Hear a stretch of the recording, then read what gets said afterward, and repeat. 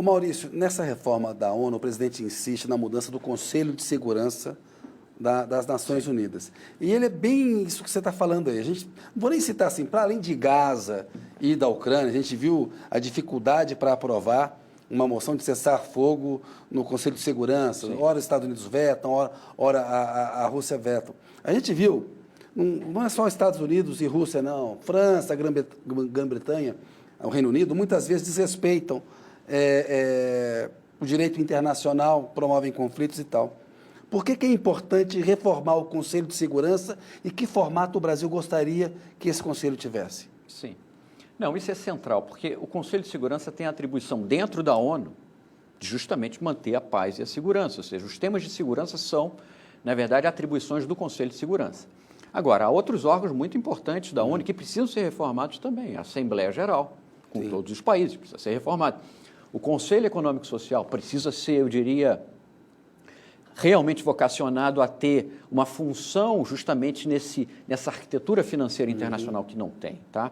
Então, há uma série de reformas dentro da ONU que são muito importantes, mas a do Conselho também é crucial, porque não faz sentido, por exemplo, ter um Conselho em que entre os seus membros permanentes não haja um país, por exemplo, da África, não haja um país da América Latina.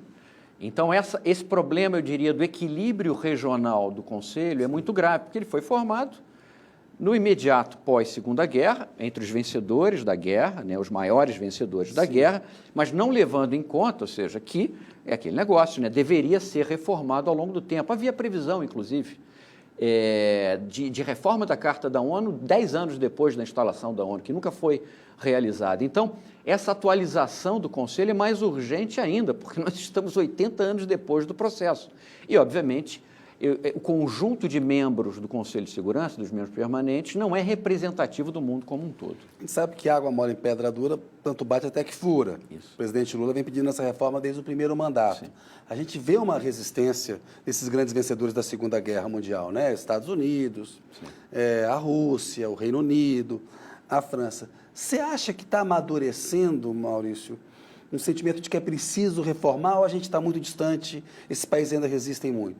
Eu acho que está amadurecendo. É curioso, nós vivemos um momento que é, nesse aspecto, ele não que seja contraditório, né, eu diria, nas forças para a mudança, mas é que ele apresenta uma complexidade muito particular, porque é difícil fazer acordo agora, porque as potências estão em conflagração, né? Há um conflito, por exemplo, que, né, faz renascer um pouco do modelo da bipolaridade. Isso.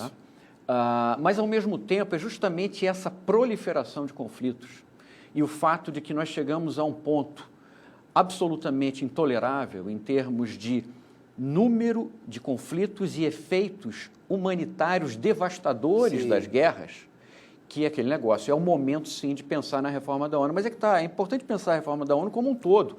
Não é só o Conselho de Segurança. Porque é aquele negócio.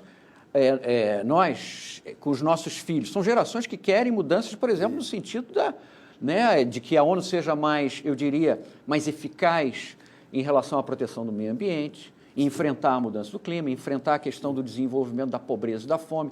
Então, é uma reforma da organização como um todo. E essa reforma não poderia deixar de incluir a reforma do Conselho de Segurança, que é um dos núcleos, né, da própria organização. Então, essa é a lógica. Eu acho que nós chegamos num ponto de saturação e de inadequação das instituições internacionais, que é aquele negócio. Inclusive, na reunião no Rio de Janeiro de chanceleres do G20, presidida pelo ministro Mauro Vieira, todos os chanceleres dos países disseram: é importante reformar a ONU.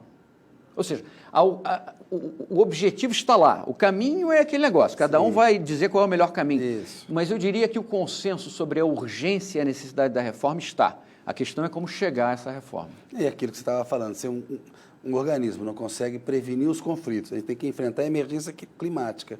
E o problema da fome, nós só estamos agravando problemas que podem levar à extinção da espécie, não é o fim do planeta, porque a questão da emergência climática é muito forte, então vamos falar dela um pouco adiante.